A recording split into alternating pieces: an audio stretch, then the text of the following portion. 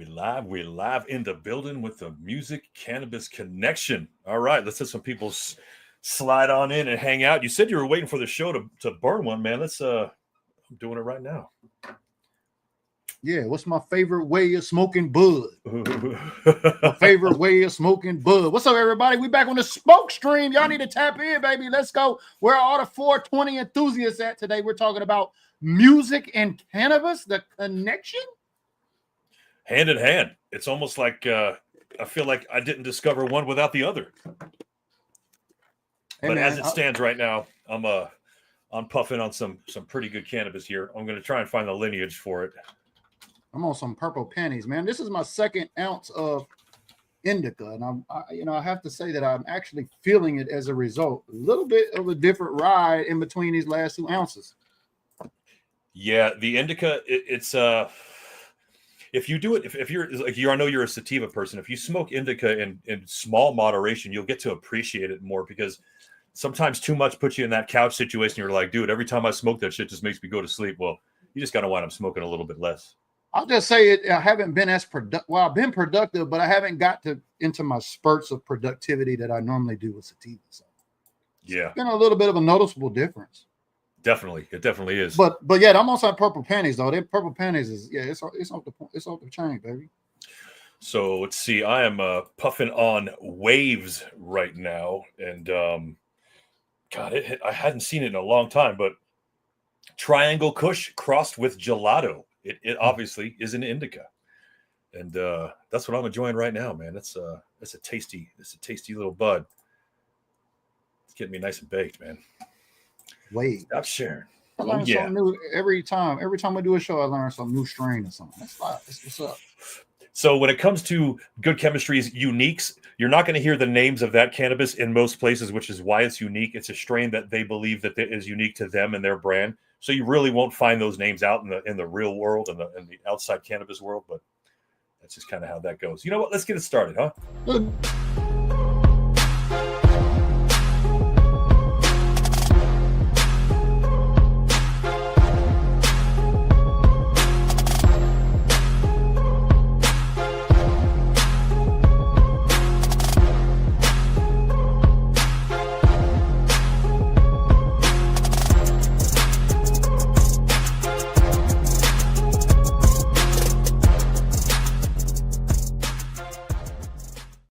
What's up, everybody? Give it up for DJ BDG out there in the back on the wheels of steel making those beats. Yeah. What's your favorite way of smoking bud? We're going to get that in there eventually, man. We're going to get that in there eventually. You're going to make it happen. I've got it. Everybody, as soon as I hear people starting to want to hear it and the internet starts clamoring for that favorite way you're smoking bud, it's going to be great. It's going to be great. So we got it. Go ahead. Go ahead. No, go ahead. I was just saying to some people popping in here, yo, fangirl overseas, how's it going? Nice to see you. Welcome to the smoke stream. Light one up. Do whatever it is you do to relax. Hopefully it is cannabis adjacent. That's all cool. I was going to say is to everybody tapping in with us, what's your favorite way of smoking bud? Your favorite way of smoking bud. Shorty's in the house. What's going on? Good to see you as usual. Shorty, what up, Shorty? Thanks for coming in to hang out. Maura, nice to see you. Hola, good to see you. Good to see you. What up, Maura? Literally, fangirl says literally struggling to find some of these strain names. Yeah. Again, like I just said, if you don't know it and I mentioned it, there's probably a really, really good chance that it just means that it's unique to Good Chemistry. So hey, don't know what to say about that. I'm not sure exactly why I can't ever get to go live on Instagram, but you know what? It is what it is, man. Hey, you're better than I'll give you an A for effort, man, because I ain't even tried yet. I know it's tough too, but I just like Facebook, LinkedIn, YouTube. You know what I mean? I think I'm just gonna do one on BDG this Saturday. So y'all pay attention. I think I'm gonna do a Stars Blitz on Saturday. I think I'm gonna just try to do it from the Facebook creator dashboard from itself and not StreamYard. I don't know. I might have a lot of hard time trying to do that, but yeah, we're gonna try that. But yeah, I know what you mean. I ain't even messed with Instagram yet. Rio's got the Dutch rolled. All right. Rainbow Wrath. I don't think I've heard Rainbow Wrath before, so you've got me on that one. I don't even know what wrath would be. Now you got me. So listen, fangirl overseas, Please tell me what that cross is. I need to know what makes up Rainbow Wrath. I'm willing to bet. I'm willing to bet Rainbow Chip is in there, but Wrath, I have no idea. Yeah, and tell us where you at specifically overseas, because I've been overseas and I might be where you might be at. So let us know, fangirl. Appreciate you tapping in today. Megan out there talking about she's doing the adulting stuff, which I get it. It's stupid. It's ridiculous. Hey, man, you got to do what you got to do. It's always hashtag replay, baby. That let us know that you're tapping in when you can, because we know life is going life. Life is definitely going to life. Real quick, folks, we've got a pretty fun little show. I'm hoping everybody can tap in for this because I think it's something that everybody can relate to. We're talking about the music cannabis connection, which in terms of my life has been just prevalent since day one. But before we get into that, I would be remiss as Bob the Cannabis Cowboy if I didn't at least throw this up to tell everyone that Texas is now the 40th state to legalize medical cannabis. Now, was it legal before cannabis medically? Yes. It was legal in a very weird way, not in the way anybody, honestly, who wants to enjoy cannabis will like. In the way that people who have terminal issues and really, really struggling life issues, they will be able to find relief through this program, but the average person probably will not. And it's a little hard to see right here. But basically, it's saying that the final version is basically added just a couple of things on there. At this point right now, they're adding Crohn's disease, traumatic brain injuries, and other qualifying conditions, okay? So you might be saying to yourself, okay, that's great. How much are they giving you? Well, the limit is 1% THC by weight up to 10 milligrams per dose. It cannot exceed 1 gram of THC, okay? So, folks, that's super low. Super, super low, but in concentrated form for people who have real serious issues, it's going to be something that's going to be helping some people. So that's a beautiful thing. The other part of this is what were the conditions that qualified for before, and we've got this right here. Yeah, boom. So these are the issues that you would have to be dealing with in order to qualify for it. Epilepsy, seizure disorders, MS, spasticity, amyotrophic lateral sclerosis, autism, terminal cancer, and a neurodegenerative disease, and which has been added to that Crohn's disease. So is this a big deal? In the grand scheme of us, folks who have been recreationally happy for many years, not necessarily, but what it is doing, I believe, it is going to be softening the hearts and minds of Texans who are staunchly against this for whatever reason they are. Most of the time, it's something religious tied to political issues. Regardless of what it is, this is a step in the right direction. So does this mean that everybody should celebrate in Texas? No. But what it means is that now some of these laws are going to start getting dropped. Some of these ounces and 2 ounces limits maybe get a little higher unless they start seeing crime spike. But this is a step in the right direction, man. Does this make you feel happy at all, BG? No. Yes and no. Right. And the reason being is, as a veteran who has a medical cannabis card in one state under a certain set of guidelines, looking at those Texas guidelines, I don't fit the criteria medically. So why would I move to a state where, as a medical patient, I can't get medical? But I understand what you're saying. It's softening the load. We just got to get over the hump there in Texas. But it makes a lot of sense. But that's the only thing that I see from it. Hey, let's give it an A for progress. You know what I mean? The 40th state, we've all said that. I've been saying that here for years. The nation will go as Texas goes. And this looks like it could be the domino falling, you know, where all the dominoes may fall. Yeah, again, I really think it's just super important for everyone to understand that it can be, this can turn into something really good for Texas. And again, it's a win in a lot of different ways. And I honestly, I have this feeling that them banning THC recently and then making it legal again was just a political ploy for them to look like a demon and then an angel at the same time. And since then, it's been nothing but positive things about cannabis. So I think either they saw a huge backlash of angry people who were buying Delta 8 or whatever the legal stuff is out there, starting to get paranoid and get angry. But I don't know. At least they're changing some things. So that's a good thing. They're getting out of the dark ages. That's a beautiful thing. So country music and cannabis. Ooh, I could see it. Oh, God, I don't want to hear it, man. Fangirl Overseas says RS54 crossed with Zangria, crossed with Astronaut Status 24, crossed with Dante's Inferno, which is a black velvet breeder cut. You just stumped the shit out of me on Well, on 3 of those 4, Sangria, I could probably go with maybe some sort of gelato mixture, but I do not know what RS-54 is. No idea what astronaut status is. This sounds like maybe possibly European strains that may have been renamed or possibly created to separate themselves from the American market. Either way, you're smoking it and you're getting baked from it. So congratulations. I'd like to know. Yeah. I'm going to have to go back and look at what those strains are. Yeah, Fangirl, let us know, though, where you at overseas. I've got no freaking idea, man. Appreciate the input, though. That's an awesome strain. I ain't never heard none of it. I learn so much shit here every Wednesday. That's really, like I told you in the green room, I said, I'm glad you're driving. I just get to be a spectator and learn on hump day. So I really guys, like give it up. Give it up for BG out here, ladies and gentlemen. You know, he is always spearheading all the football, the Cowboys stuff and making everybody happy. And he comes out here and enjoys his cannabis and learns right along with us, man. And that's what I do too, man. If you go to my channel, you realize I'm not someone who's teaching anyone that can't learn themselves. And that's what I'm hoping everybody's mindset is when you're watching this. It's all about the education, man. It's all about the education. Folks are uneducated. That's why there's still remains a stigma. Even though polls that are being taken across the nation will tell you 1/3 of the nation actually is ready for us to legalize. So giving it up for progress again there in Texas. You know what I mean? Hopefully that's the beginning of something new. European strains indeed. Didn't know any other than Dante's Inferno. Okay, good. We're on the same page. It's a beautiful thing when hosts and guests are all on the same page. This is nice.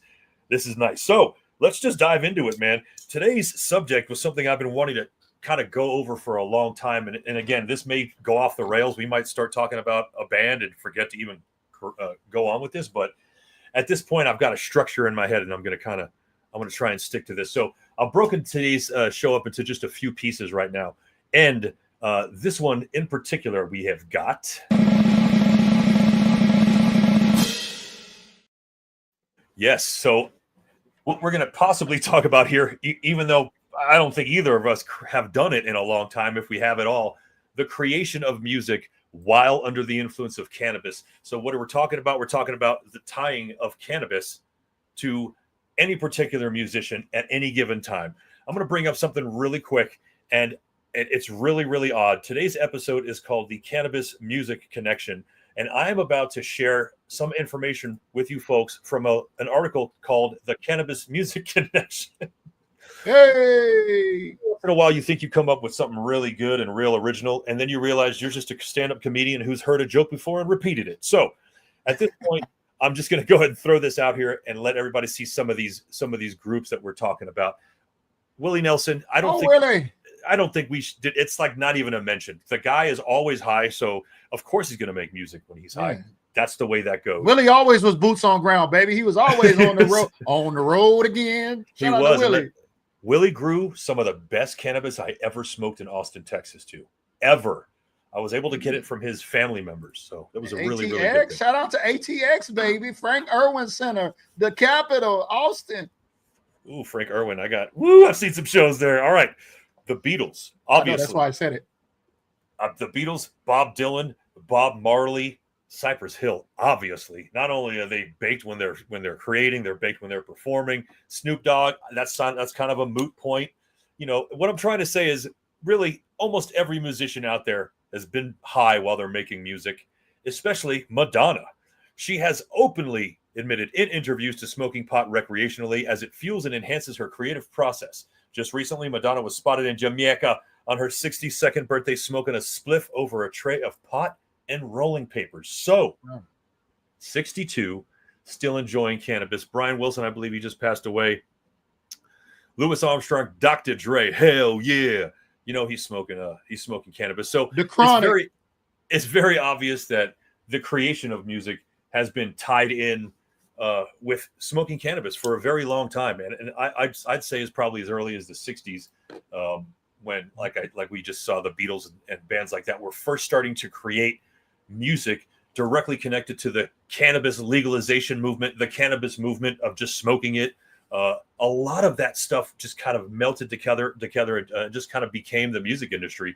So I would venture to say most of the stuff we hear now and have ever heard on the radio has been produced and created under the influence of the wonderful cannabis plant. And I mean, maybe not, I'd say 10% of that, maybe not. I mean, you're going to have to think of really some really exclusive bands that say to yourself, they don't get high. They have to be Christian rock or something that's staunchly anti-drug anyway. But, that's for the early days. I remember just basically listening to music and loving it as a very young person. And then once cannabis was introduced to me, I was like, I got to do this and go home and listen to some stuff, man. So as I'm saying this right now, I wanted to throw up real quick, which has nothing to do to me with smoking weed, smoking cannabis and the music, but it is a cannabis music connection. This is the first record I ever bought. It was a 45. Hey. Y'all know what a 45 is. That's one of them little records. Pass the dodgy to the left-hand side. I said. Yeah, so it was off the chain. I had no idea what the hell they were talking. I swear to you, I have no idea what they were talking about. It wasn't until I was older I realized my very first. Look at that, and there's little kids talking about weed. They talk about Pass the Dutchie. Look at them. They can't talk about that. If you look up the word Dutchie, it's actually another word for cushy or kush. And it's basically saying pass the weed to the left. It's just something that's always happened. I don't know why I didn't get it as a kid. Maybe because I was a kid eating cereal in front of a TV, listening to this on MTV. I don't know.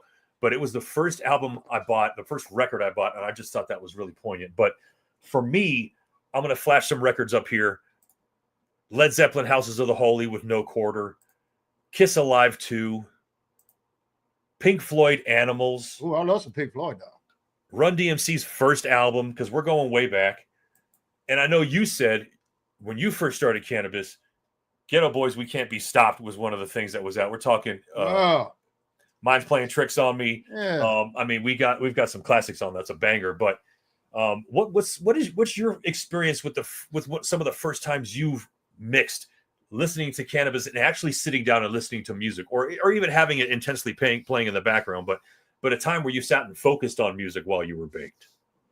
Music is kind of like secondary to me. Is it getting high? Music just kind of keeps my energy balanced. You know what I mean? Like when I want to jump off the deep end, I may listen to, some Metallica, you know what I mean? And get into something like that. And then sometimes I just want to relax. I might listen to some Sade. So it gets me into the mood, so to speak, when I spark up. And then I might go through several different tracks and, it could be different kinds of music, but mainly that music keeps me stimulated along with the medication because I get into a creative mode, and that's what really locks me in. That's why I love music and cannabis. I thought it was great to talk about this today. I know you're talking about the historical emphasis of music and cannabis all together, but for me, cannabis and music go hand in hand when it comes to creating content.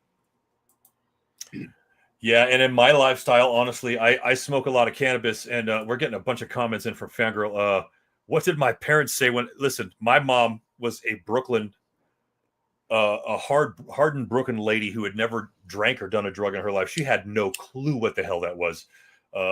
Neither did I, obviously. Shit, my dad was in the Army for 4 years. He was playing that shit on his records while he was breaking down a brick of Mexican weed and taking all the seeds out of it. You know what I mean? In one of those aluminum Budweiser bar trays back in the 80s coming out of the bar. So yeah, that's what was going on in my house. Yeah, that's a good thing. I remember, you've said a lot of things about how you were pretty young, realizing that. Obviously, this is the listening portion of what I was talking about. Snoop, the weed representative for rep, Ozzy for black metal. That kind of makes sense. And speaking of new news, I think Ozzy just passed. Did he not? He Unfortunately, did, man. Prayers and condolences to the Osborne family. Yeah, you know what I mean? Crazy train, baby. I posted a quick short, video on my Bob the Cannabis Cowboy Facebook page of my current grow, and I was going to put Sweet Leaf in the background, but it was just distorted and too heavy. So I wound up going with probably Dr. Green Thumb or something. But if you guys don't know what Fangirl Overseas is talking about, we're probably going to go as early as the first album, maybe. I don't know. Whatever Sweet Leaf was on. Sweet Leaf was the first song I ever heard of that was about cannabis, and that's an old 1960s Black Sabbath song. So that's a great little throwback, man. Definitely Bob Marley, somebody who was probably smoking weed while they were producing. That's the way that goes. Oh, passing the Dutchie to the left-hand side. Thank you. Got it. It went out because I'm talking, and I tell everybody, you're driving. I'm trying to pass it back to you while you drive. But at any rate, I remember some of the very first times sitting down and listening to No Quarter from Houses of the Holy of Led Zeppelin, Pink Floyd. And I got to say, growing up in Miami, it was a mixture of all kinds of music. So I wasn't just bottlenecked into hard rock or hallucinogenic rock or anything like that. I had a whole bunch of stuff to go to. And the first time I heard Run DMC's first album, Baked, I was like, yo, this is revolutionary. Like it was just one of those things where I found out really early cannabis enhanced music for me in so many different ways. And just being able to kind of sit back, like if you folks that are young, you look at any of these old movies and you there's at least one scene of someone with a big giant set of headset laying back in their bed, baked. That's because they're listening to music. It's one of the oldest connections I can remember in terms of a spin-off, because I know how music made me feel. I know how cannabis made me feel. But once they were together, it was really, really, really just kind of groundbreaking for me, man. Once you learn once you learn how to tap into that, once you can get to that spot like what you're talking about, and then, you know what I mean, you start pulling ideas, you know what I mean? Like Jerry was say, out the thin air, you know what I mean? Start pulling creative ideas out of thin air. It's crazy how that works sometimes. You know, you got to get into that zone in order to, especially for my content creators that are out there that can understand what I'm talking about. It's like all about going to the gym. It ain't no different than going to the gym in real life. You know, you're going to have your creatine, you're going to have, you know, your music, and you're going to take your pills, and then you're going to go in and bang a workout. Yeah, man, that's been one thing for me, honestly, the being able to smoke some of that good sativa before I go. Yeah, there's a lot of people that smoke before they go to the gym now. You know what I mean? People are like, how are you high and you're lifting weights? I'll tell you how. It's so simple. Just grab it with your arms and go in motion. I'm trying to find and so anyway, so obviously listening to music and smoking cannabis has been something that's been happening for a long time, but it's something that I still do. And by that I mean there are lots and lots of times where I literally fire up a joint, sit on my gigantic couch, put on I've got noise canceling headphones right here, Sony, the bad boys. I put those guys on and I throw up one of my Spotify playlists and I just zone out. I don't know how to meditate. That's a form of meditation, bro. You're going to a space. You know, you have these two things that help you take your mind to this place of relaxation or wherever it is that you're comfortable with going. You know that those two things take you there. Right. And I historically, from anyone you know, could probably tell you, Bob's got a problem relaxing. For as chill as I am, I'm always going somehow in some way in my head or my body, and really, that's some of the only times where I get to be out of my body. The other times are when I'm playing drums.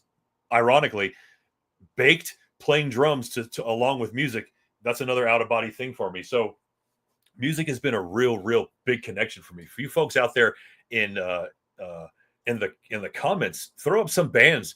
The first few bands you started listening to when you got high the first few times. If you don't want to incriminate yourself, just throw a band up there. But I'd like to see, because I know we have a big cross section of different folks out here. I want to see what these answers are going to be. But the last part of this, that basically we were, you know, and I knew we would burn through this, but this part right here, cannabis at concerts, man. Ooh, yeah, man. A couple years ago, bro. That's what I was talking about. Cypress Hill. Remember when we went to the 420 concert out there? I mean, it was a trip. I'm like, I had to ask you. I was like, bro, we can smoke at the concert? You're like, yeah. I'm like, what the fuck? You know what I mean? But it's a 420 concert, go figure. And then we're there. People are throwing blunts and, you know, pre-rolls on the stage, and they're throwing blunts and pre-rolls off the stage. I mean, it's a big old marijuana party. That was a blast, man. And again, the very first concert I ever went to, I remember it very well. Michael Jackson Victory Tour with the Jackson 5, 1980. Damn. I want to say 84. 1984. And I didn't smoke weed at that show, but the very next show I went to, I was taken to this concert by my mother's friend, ironically. And it was Robert Plant on his very first solo tour. And I remember going to that, and he just looked down at me. I don't want to say his name, but he just looked down at me and was like, hey man, you want to hit this? And I was like, yeah, I do. And that was the very first time I got to smoke while being at a concert, man. And I remember, like, was like, okay, that's gonna be it. That's the first time, and definitely not the last time. That's dope, bro. Hey, you should show folks the footage. There you go. Yeah, so I wanted to make sure that I shared this. I'm not going to share, obviously, the audio because that's going to mess with me and mess with the video. But this is what BG was just talking about. And if we're talking about some of the earliest times for me smoking cannabis at a concert, it's definitely Cypress Hill. The first time I saw Cypress Hill was 91, I think, or 92 for their first tour, House of Pain's first tour, Funk Dubia's first tour for sure. And it was a mandatory thing. And it wasn't something that Cypress Hill told us. It was just all of us sitting around going, yo, these guys are all about weed. We've got to bring as much weed as possible to this concert or else we're going to be idiots. And I remember us just reeking of high-grade Miami Hydro for the entire time. So Cypress Hill and cannabis is a very obvious tie. But you remember how much weed we smoked at this show? Bro, so much. My throat, I had never felt my throat felt the way it felt that day. I was like, damn. That's when I realized we smoked a lot of weed today. So I gave you and Eric B 15 joints each right off the bat. I gave you, I think, a couple of packs of 5 or 10 or something like that. So yeah, the pre-rolls. Yeah, I remember that. Right, they're pre-rolls. And then on top of that, I brought a bunch of other stuff for us to smoke that was fresh for different strains, for different times and different songs. I had a bunch of shit coordinated that I didn't even tell you guys about. We were smoking specific strains during specific songs, and y'all didn't even know it. But I think at the end of it, I think I counted about 17 to 18 joints I smoked to myself. That is by far the most cannabis. And it was certainly overkill. Definitely overkill. That concert was just dope, though. As close as we were down there, you know what I mean? We were right there. Yeah. Got to see Too Short, got to see E40 and all of them. Like, that was a really great experience, especially at Red Rocks Amphitheater out there in Colorado, where I know you like to go to a lot of your concerts at. Oh yeah, it was a beautiful time, man. And we were basically front row because all of us are about 6 feet or over, and the very front row is just a little bit dropped, and then under that is just access for wheelchair access. So yeah, we had great access for video content, all kind of stuff, man. That was an A1 experience right there. Yeah. So if you're ever going out to Colorado, you need to hit up my guy Bob. You know what I mean? He knows what's going down with Red Rocks Amphitheater. That's an awesome place. It is a little bit of a walk, though. You do have to burn your steps to get to your seats. So the walk as a visitor on a non-concert day is daunting. However, and I think this may be not true anymore for just concert days, but concert days, you park in the parking lot and you can walk to a strip where a bunch of taxi drivers you give them $5-10 and they will drive you to the top. So all you've got to do is walk in and be okay. You're going to hit gridlock up there now because that's what everybody does. So it's actually a lot easier to walk up those stairs if you can handle it. But yes, we're talking, I think it's 3 or 2 flights of stairs attached to the side of a mountain that you got to walk up. And I'd give everybody as much heads up as I possibly can about it. And it's still never enough. Yeah, good thing we were just the first part of the crowd right there going up. So as they would go up, then there'd be a little stoppage and we get a little break and then we'd be at it again. So I remember getting all the way to the top. I was like, hey, I'm a little winded. Yeah, it definitely can get you a little smoked out. But, once you get up there and you get to that little carved out area in the rock and you're able to go there and but the views are absolutely gorgeous of the Denver sky or the Colorado skyline or Denver skyline there. It's just awesome views, great stadium, great venue. Especially if you're a vlogger, you can go out there, you can get plenty of videos. So, but that experience was top notch for me, man. I can't wait to go back to the next one. Yeah, it's kind of crazy, man. It's just, I think we can share this right here. There's a few, just kind of give people a view of what it looks like. I think this is it. Yes. Yeah, so as you can see, it's kind of hard. Hold on. I'm going to get another one. Let's take this down. Yeah, man, we was all the way at the bottom. I remember we had a picture looking up. I actually found a couple of pictures on my Google Drive. I was just perusing through the last few days and I was like, oh shit. Like all the people that were behind us. It was like, I don't know, how many people can you sit in that stadium?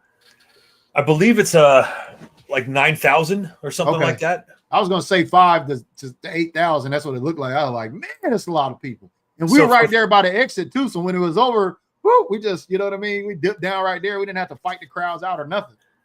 If you folks can't see this picture, go inside your box right here, and a little square should pop up, and you can enlarge this, and you can see a better view of this screen. But basically, you've got the stage right here, and this is the view from the very, very top row. I believe this is 60th and above. And only if you look up very high and you look to the left, you can see downtown Denver, which is right here. Oh, yeah. So you've got an amazing view of it. But if you're any lower than, I'd say, like the 30th, 40th row, you won't be able to see any of that. But you do get an amazing shot of the sky. And yeah, down there at the bottom right where you folks are walking in, down there where those trees are at, walking up as you come in right there, especially in the entrance where the ticket section is. Yep. You got time, you can pan back. It's a great view, especially on a clear day. Yeah, man. And that show, that concert, I've been to every single concert I've been to since 2007. I got here. I've smoked cannabis at, and absolutely nobody has given me shit. Back when I smoked cigarettes, I was told multiple times, get the cigarettes out of the seat. Hey, you can't smoke in here. Well, somebody's blowing a joint. Like, get this shit out of here. Yeah, man. That there was only one concert I went to. Ironically, I think it was Boston. And not, obviously not with the old singer, Tommy DiCarlo, the new guy from Home Depot. Some guy tapped me on the shoulder and said, no. Right when I started getting ready to light it up. And I said, what the hell are you talking about? And he looked like an older dude. And he goes, I didn't come here to smell that shit. And I go, dude, you're at Red Rocks. It's very unfortunate, but if I'm not lighting one up, 90,000 other people around you are going to get high. And he's like, if you do it, I'm gonna tell the cops. And everybody around them just started going, boo. And so I lit it up and just passed it to everyone who was booing. And the guy just fucking walked up and left. He didn't say anything because they won't enforce that. It's not it would have to be, I don't know. It would have to be like a church procession or something. The power of community. I love that. You know what I mean? Very organically. Thumbs down. We don't approve of that behavior. Yeah. And I will continue to always have at least 2 joints on me, no matter what concert I'm going to. I remember a few years ago, the first concert I ever went to alone was at the Mission Ballroom here in Denver, Colorado, Cypress Hill with the Colorado Symphony Orchestra. I had some last-second cancellations, and nobody I knew could get that ticket. So I think I sold it and then just went there alone. And I had probably 5 joints ready for that show. And from the beginning, bam, sparked it up because it was all about Black Sunday. It was Black Sunday front to back, that whole album. You got footage on your YouTube channel, right? I do. Yeah, I remember seeing that. Yeah. And I was saying to myself, all right, cool, I got this going. We're gonna be fine. And then I don't know, it must have been somewhere like maybe about the 3rd or 4th joint. I said to myself, you know what? I don't see a lot of people smoking weed right now, which is very weird. It's kind of thrown me off. And then I realized that it was a 16 and over show. Yeah. So this is that show right there. That guy. Yeah. I am front row center for this amazing historic show. It was the first of it was only supposed to be a couple of concerts, but it got so big that they eventually did it and then went to London to do it in order to recreate their Simpsons bubble that they did very long ago, which was the Simpsons predicting Cypress Hill would play with a orchestra, which they obviously did on purpose for this one, but it was supposed to be just Denver and another city. But this show was so huge that they decided, we're going to roll with it. And they went and they toured it and they did a great job. But yes, I smoked about 4 joints before I realized me and Be Real were the absolute only people in that place probably smoking weed, other than a couple of other people. And it didn't make sense why. And then there you go. It was a 16 and over show. And good old 50-year-old Bob is like just blowing joints at your kid because he doesn't care. Yeah, fuck you looking at. You know what yeah, because you know what I mean? Hey, smoke rises. Smoke rises, they're good. But again, it didn't matter what show. I've been to a Sarah McLachlan concert at Red Rocks, and I got high at that. Cannabis and concerts, you just kind of have to. I have to do it. I mean, kind of it goes back to Woodstock when they were doing a whole lot of other shit compared to cannabis, right? Yeah. Now you know what? I'm not someone who loves that. I'm not someone who likes who might have taken a lot of hallucinogenics in his life. I wasn't someone who liked being in public when that was going down. I didn't enjoy festivals of any kind, so I didn't go to those. But Cannabis is just enough of an alteration of my mind and body to just totally be able to go along. And then, see, here's the deal. The thing about hearing it in a headset and listening to it in a concert, you've got a gigantic speaker system. It's loud. Your body is vibrating. Yeah, it's a lot of more vibration. Yeah, it's almost one of those low end, low frequency things that you can hear. You can actually feel now in concert, and the sort of the symbiosis of music and being there, watching it physically and visually, is one of the most amazing things I've ever been through. It's sort of like a time travel without really going back or forth. You're sort of in this vacuum of time. I don't know how to say it without sounding too freaking weird, but it's just one of those things, man. I don't know. How many concerts do you think you've been to where you've smoked cannabis? Just that one, bro. That was it. That's it? That's it, bro. That's all I was saying. But I asked you, remember when we kicked this conversation off? I'm like, bro, you can smoke in the concert? Because I kind of had that mentality like the dude was talking about boo, you know what I mean? You're like, yeah, it's a 420. I was assuming, but no, you're the resident expert. But no, man, I haven't gone to that many concerts before. I think maybe the first concert I ever went to was in 90, I think, at Frank Irwin Center when it was BBD, Keith Sweat, and Johnny Gill, the Triple Threat tour. Oh, damn. Yeah. Dude, that's a... Let me throw you for a loop on that one. If y'all don't know what that was about, we're talking, oh my God, man, that was just R&B gods right there. Holy shit, man. How much fun you have at that one, man? Bro, it was just, I mean, everybody else was smoking there. I know that. Yeah, everybody. But you don't know what it is. You don't know what time it is until you know what time it is. And right. We were just there, happy to be there for the concert. Everybody wearing their, their denim overalls and shit. You know what I mean? The BBD was cross colors. Yeah, all that type stuff. Yes. Oh my God, man. Did you see Keith Sweat? Yeah, bro, I seen him. I seen him up here a couple times now. I mean, Keith Sweat actually just turned 62, dog. He still comes to Washington State and gets it in at Emerald Queen Casino at least once a year. I think he got a house or something up here. But yeah, them artists, they getting that money out the casino circuit. I hear at Keith Sweat concerts, if you go there single, you always leave with somebody. You might not even planned it. You just wind up linking up. That's what Keith Sweat music does. Yeah, man. It's a lot of babies been made in that 90s era off the R&B tip. Keith Sweat was one of them, was responsible for a lot of babies being created. But I tell you, man, there's just something about it, just listening to live music and being able to enjoy it, because, and especially if you were someone who had listened to that music long ago and been under the influence and being high and smoking cannabis, listen to it, and then finally getting to see it live for the first time, that's like another revelation all in and of itself, because it's one thing to hear something for the first time, but another thing to see and hear it again. And that's why, I mean, I don't know. When I became able to actually go to concerts, it just became sort of an addiction, man. Yeah, because bro, in 93, I joined the Navy, and so I was, you know what I mean? I wasn't able to go to concerts and light up and things like that. But yeah, I mean, afterward, yeah, especially coming out there with you the first time. So that was a great way to have your first concert with a little cannabis on the 420 tip. Yeah, that was a good indoctrination for you, man. Especially cannabis too at the same time, because in Colorado, you know what I mean? You can't get it's the top of the totem pole, baby.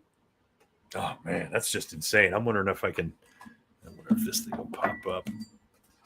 Yeah, I'm looking forward to coming back out there. So we're gonna have to wrap and see. I don't know. I know you got your dudes you're trying to see at the in Colorado or Denver before the game. The Cowboys show up this year. But take a look at what other concerts they got going on at Red Rocks there. You know what I mean? So this puppy right here, I don't know if we're going to. There we go. So that is one. Whoa. 1984. So there we go. $28. $28. And let me tell you, that's a pretty decent price. Now, what I was trying to show you is that is just one of the many concerts that I have stubs for. That's so wild. These are all the concerts I've been to, at least that I saved a stub for. And that was the second one. It might get washed out here. That's Robert Plant. So, I'm not lying. But those are all the shows that I've been to that I collected stubs for. And almost every single one of them, guaranteed, I was smoking cannabis at, except for Jackson's Victory Tour, because I was there with my sister, who took me for my birthday, because I was probably the biggest Michael Jackson fan of my age at the time. That's wild, man. You got all of the receipts. Talk about a serious concert goer. Woo! Where are all the concert goers out there? Give it up for my guy Bob. He got receipts. Yeah, I definitely have receipts for sure, man. What up, Nicole? Miss Fanatics in the building. 1 second. I'm having a camera switch over here for some reason. Ooh, that's weird. Everything just got real bright on my camera. Okay, my apologies. Anyway, so yeah, the concerts in cannabis for me are something I don't think I'll ever quit. If I'm going to a concert, I'm definitely gonna be smoking at it, man. That's just something that's gotta happen, man. Mando. Yeah, no doubt. No doubt. And I always find a way to get it there. I mean, we're talking about going back to 84, 85, 86, man, that Robert Plant concert, and the majority of people were smoking joints at that concert. Yeah. And we're talking about stinky swag from back in the day. Do you know what I mean, man? Smoking on their ridge. Oh my God, man. I don't know how. We certainly weren't trying to not get caught. You know what I mean? Like it was just so prevalent. And I think someone, I don't know who mentioned it.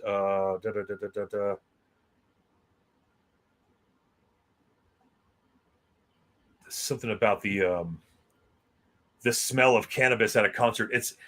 That's definitely what it is for me. The sweet aroma in the middle of a concert will always make me smile. It's one of those things that it does make me smile. It's weird, kind of like when you smell pizza at a carnival or something like that. Like this is those flavors and the smells that you get. But yeah, man, the live music experience for me is especially since I got out, when I moved out here, I have seen since 2008, since 2007, 2008, I've been to at least 45 concerts in Denver. Wow. Yeah, I was going 5 a year with my buddy Jay Badnell, rest in peace. He was my concert buddy out here, man, and he was just like, we had a little system.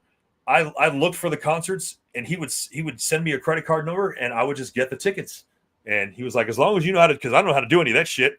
I make money. I can send you the money. And so he would pre-buy all the tickets for us, and I would set it all up. And then when he got in town off of his truck route, we would go. And, he couldn't smoke. He didn't smoke cannabis at all. He drank. He'd love to drink. So that was his deal. So he got into trouble a couple times. But as far as I go, it's always a very peaceful experience because most of the shows I go to, everyone, especially out here, everyone's smoking cannabis and just kind of doing their thing and chilling out. Yeah, after today, you got a new nickname. What's that? The concert plug.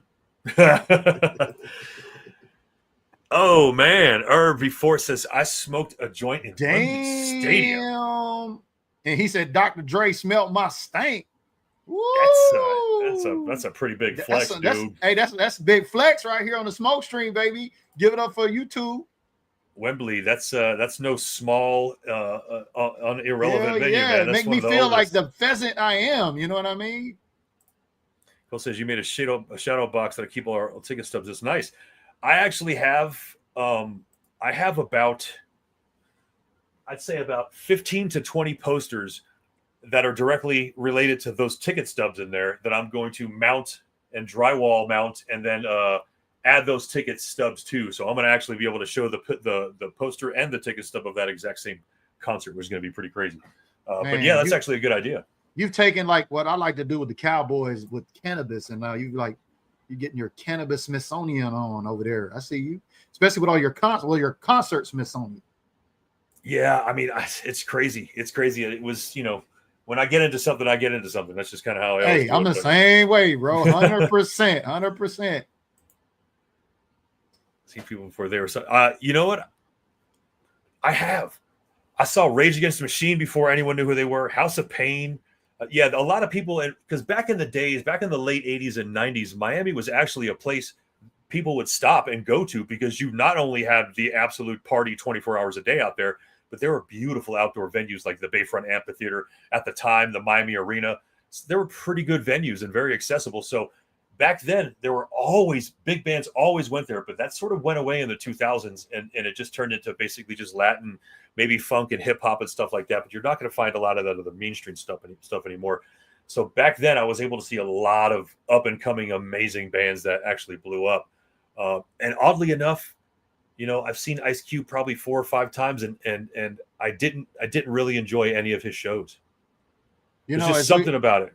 As we're talking about music and cannabis here, I know something that you shared with me before. This may be a little off topic, but something to do with, you know, how you've taught me to kind of look at music as we talk about music and cannabis here today. Is like when you were talking about Public Enemy and how they have this high-pitched noise in the background that maybe none of you have never paid attention to until Bob shared with me and I started paying attention to. And I was like, really? I'm like, that's some genius level shit. But how high did you have to get to be able to figure that one out? Well, I just heard, you know, the rhythm and rhyme, because this beat is designed so it can enter your mind, boy. And I was like, what did he just say? And then, all right. So that was a step aside for the flex. Terminator X. Yeah. So it was one of the first songs from maybe Fear or Nation of Millions. I don't know, but I put it all together, and I actually heard, I remember talking to Chuck D, because I got to meet Chuck D and Flavor Flav at a concert at Stubbs in Austin, Texas, when the Black Eyed Peas opened up for them before Fergie. Damn. So I actually bought a beer for Chuck D, and I was talking to him, and you know, he was pretty responsive to that kind of stuff. But that's when he explained that to me. I was like, what made you think, out of so many blueprints of hip hop that had nothing to do with what the hell you guys were doing, what made you think to do that? And he was like, he told me he knew about subliminal advertising, subliminal messages, and how they are entered your mind. You have to open a door and close another in order for that to happen. And by making you hear just that noise, they can say what they want to say, and it programs into your mind, whether you know it or not. So it's kind of crazy, man. Yeah. You got it from the horse's mouth, dog.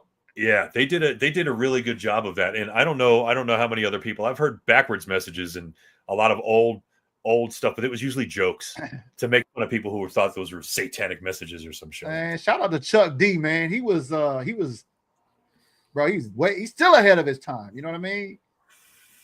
Yeah, they have a new album dropping pretty soon. I mean, I remember seeing that. I remember seeing the Prophets of Rage, which is basically Rage Against the Machine with Chuck D and Be Real doing Rage Against the Machine, Cypress Hill, and Public Enemy songs. I remember seeing that at Red Rocks and being blown away, and seeing these totally sort of different musics being thrown together and played by 3 different bands at the same time was amazing. That was really one of the biggest microcosms of that. And obviously smoked a lot of weed at that concert because Cypress Hill's involved. So you kind of have to go a little bit further overboard, but cannabis is always there, man, at a concert. It just kind of always seems to be the root of all the stories. See, Bob met Chuck D. Yeah. I haven't met a lot of big celebrities or anything like that. I really haven't. Austin is where I did meet them, though, because but to our age group, like, yeah, you know what I mean? Coming up back in the day before, you know, the internet and all of that, when you see people on print and TV and MTV Raps and all that shit, you know what I mean? Those were the folks for us growing up. And, you know, thanks to the internet nowadays, like we're talking about the casino circuit, like acts are still out there. Like I said, Keith Sweat, 62, dog. He's still drinking Hennessy and getting a bag on the stage. I just remember telling Chuck, listen, if I didn't listen to your music, I would have never known as much Black history as I do. Because it wasn't taught to us, and it certainly was never delivered in a form and fashion that Public Enemy can deliver it to you. So, I mean, I think maybe if I had Chuck D as a professor as a young kid, I would have probably learned a lot more shit. But it was presented in such a way that I remember telling him that, and he was like, that was not something that we meant to do, but we are okay with it. And he didn't really brag on it. He didn't really say, great, that's awesome. He was just like, okay, well, I'm glad you know, because that's all really Public Enemy is. He's just keeping it real with you. He's just keeping it real with you. You know what I mean? He could have capped off of it, but no, he's just like, you know, this dude has got, you know, the wherewithal to ask me these kinds of questions, and I'm gonna just serve it right back to you. Yeah, he was definitely cool about it. He was really respectful, and Flav was Flav. Yeah, boy. And you know what? We need to get Flavor Flav a Cowboys clock. That's what we need to get. Get Flavor Flav a Cowboys clock. Yeah, he's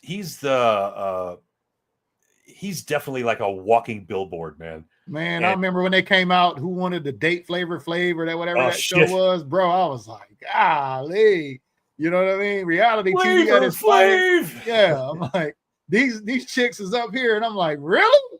So we gonna get like Hey, a man. 6'9" Brigitte Nielsen to start dating you. Hey, How about that? Flavor's like, boy. Yeah, like they say, beauty lies within the eyes of its beholder, right? That's insane. So many concerts, especially in a time where it was way more intimate and everyone was there for the actual music and culture. It's very true. I can't speak on. I'm not a young person anymore, so I can't say that that's not the fact anymore. But because music evolves, music culture evolves, and I'm okay with it no matter what. Because I know that what I liked is not what a 20-year-old is going to like, because that's not the way that's supposed to be, man. You are going to like the music of your time and your life, and you're not supposed to love what we love. I'd like a lot more of you young folks to look back at the music that we listen to and we respected, so you can kind of get a better look at the history. But I find a lot of Gen Z and even some millennials don't really look back in history anymore. They kind of just say, this is where I was born, I'm going to move on. But you know what? That doesn't stop them from smoking cannabis at concerts, because even if I decided not to, I could easily get as high as I wanted to at a concert out here in Denver, because everyone else is smoking. So is normally everybody smoking? I didn't, because we were down there, and I know we were smoking joints and stuff like that. As people, I mean, you can't bring no bongs. People ain't bringing no bongs, and people bringing pipes in, or is it mainly just people rolling up? No, there's pipes. There's fucking. I've seen people smoke dab rigs at a show. Like, if you've got the balls to coming in with the backpack DAC rig, you know what I mean? Yeah, they don't care. I mean, a glass piece isn't going to go off on a metal detector, and if they're looking in there, they're just going to see, all right, it's just like a weed thing, dude. Stoner boy has a weed thing, bro, and he's going to let him in. And that's what happened. I've seen. Yeah, that's right. I remember there was security there checking our bags and stuff, right? Yeah, if you had a bag, they'd look a little bit further into it. But again, they're really, really chill. It's the metal detector. It's the heavy metal. They don't want you carrying heavy metal in there. So, which I'm totally good with. I'm totally good with that. But legally, you'll see every concert venue in Denver saying, do not smoke cannabis on this premises. It is illegal for you to enjoy cannabis on premises. Yeah, because it's like the same way like Washington State. It's like publicly you can't do it. It's illegal. Well, except for some states like New York, where you can basically smoke weed anywhere. You can smoke a cigarette. Right. But again, like a concert for me, it's just a hand-in-hand thing. It always has been. I don't know. I'm always going to be that guy who's lighting a joint at a concert, even if it was something that wasn't popular. It's just music and cannabis. It kind of goes hand in hand. Like I remember years when I was in the military and I would drink, and I didn't smoke, but every time I started drinking, I always wanted a fucking cigarette. Never fails. I'm like, I don't smoke, but damn, when I'm drinking, I want a cigarette. That's true, man. I remember, an ex-family member saying that every time she went to a casino and drank, it was the only time that she would smoke a cigarette. And it's kind of like that. It's attachment addiction. I'm not trying to knock, smokers and drinkers or nothing here. That's just my experience. I'm just speaking my truth here, It's like popcorns and movies. Exactly. Peanut butter and jelly. You know what I mean? Let me tell you, that was one of the hardest things I had to figure out how to quit, man, was, when I stopped smoking, like everything attached to smoking had to go. I think I even tried to quit drinking coffee, and I was like, fuck that. That ain't going to happen. Ain't going to happen. Stimulation and medication. What up, Antonio? See you, baby. Finally made it. Yeah. So, you know what? Again, cannabis and music are going to go hand in hand all the way back down to oh my God, man. Yeah, now that song's going to be stuck in my head all day. It's a jam, though. And you know what? It's probably the reason why I grew up loving just real deep reggae and not the commercial shit, because that drives me nuts. I can't really stand Bob Marley or anything like that. Just the deep stuff that that most people can't understand. But that was my introduction to it. And it's just I just find it so ironic that as a very young person buying past the Dutchie, that later I would be a cannabis person of some kind. It's just sort of like a self-fulfilling prophecy. No, bro, you're a cannabis influencer, man. You know what I mean? Cannabis influencer. I'm happy that, things have worked out now where you're able to dive into that industry, which, you have a lot of knowledge and wealth to be able to share with. That helps the education. That helps break the stigma, especially here on social media where it can be shared. I know some folks may be watching this today on whatever platform, might not be in a legal state, but as Bob shared early when we started this show off, Texas becoming the 40th state to become legally medicated.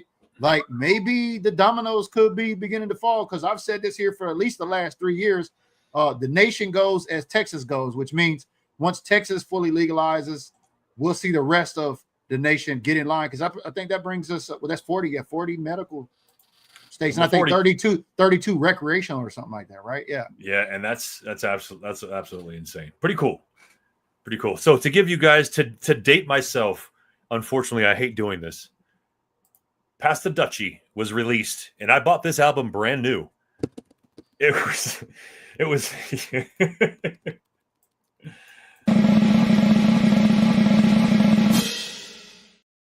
1980 Mother Flapping 2. Woo! What's your favorite way of smoking bud? Yeah.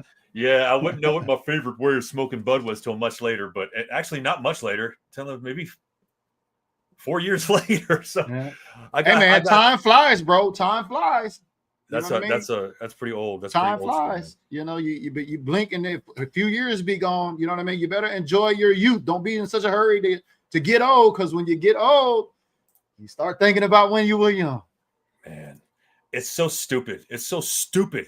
Everybody told me that growing up. It didn't make any sense to me, man. It made no sense because it didn't apply, man.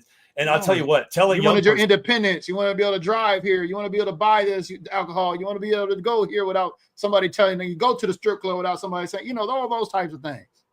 Telling somebody who's that young that information anyway doesn't do anyone any good. They're not going to absorb it. You're just going to look old. We don't recognize that shit until we're older, man. And you're 100% correct, man. I was just zooming through life as fast as I possibly can. I don't know what age I was trying to get to, but I'll be damned if I didn't reach it really quick. So I'm definitely one of those dudes. I hit the big 5-0, and I started looking back hard at really stupid shit too, uncontrollable, unfixable stuff, and just doing this whole dumb thing about what I did and didn't do. Dangerous stuff, folks. Don't do that. But also, if you happen to read books now, this book I've read many times before called Think and Grow Rich, authored by Napoleon Hill, he said in there that most men, when they reach the age of 40 plus, they get into their most creative years of their life. And so you got to take advantage of every opportunity. And like we were sharing earlier in the green room before we got in here, the internet has no age limit. That's true. None. That is true. Well, I tell you what, man, my eyes are getting a little saggy right now from those waves I've been puffing on this whole time. I don't know about you, man, but I'm too much Dutchie on the left-hand side, huh? Yeah, I'm the only one on the left-hand side, so I just keep passing it to myself now, boom, and getting as pounded as possible. Well, this has been fun today, man, talking about music and cannabis. You know what I mean? Everybody got to learn that you met Chuck D and, all your concerts and things like that, and the connection between cannabis and music. For us creative types, we like to take a little medication and get some stimulation. Y'all know that's what I do every day here on Build Different Group. Top of the morning, baby. That medication and that stimulation, that's what gets this creative train going here. Yep, it sure does, man. And again, I'm loving that I'm kind of spinning off and enjoying some sativa too before I go hit the gym. It gives me the ability to kind of still get a little bit high and concentrated and focused. Plus, I'm listening to music while I'm doing that too, man. Music is incorporated in everything in my life. I have music playing in my head all the time, and I always have, to the point where if there's no music playing, I still will have music playing in my head. That's how music for me is the deepest connection I have, besides my love for my wife. I see what you did there. Period. You did, huh? Yeah, I see what you did there. All right, then. All right, man. All right, folks, listen, we appreciate you coming and hanging out. Everybody that was involved, talking, going back and forth with us. It was really awesome. If you haven't done so, I'd really like some of you folks to try and go run over there and check out my page, my YouTube channel. If you're not looking at it, obviously the folks that are on YouTube, you are looking at it. If you're on BDG, man, make sure, especially if you're a cannabis enthusiast, make sure you share this video in a DM of somebody that you know that's a Cannabis Cowboys fan, and make sure you have them go over there and sub to my guy Bob, the Cannabis Cowboys YouTube channel, man. Get all that great footage from all his concerts that he was talking about here today, and all his strain spotlights and everything that he does with his focus on cannabis.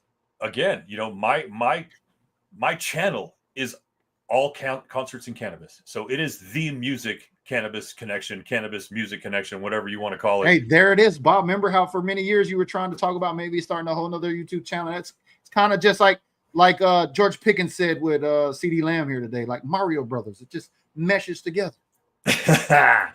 Well, listen, I appreciate everybody coming by and hanging out. We're going to take off. BG, anything you want to say before we bolt out of here? Just let us know in the comments. Till next week, what's your favorite way of smoking bud?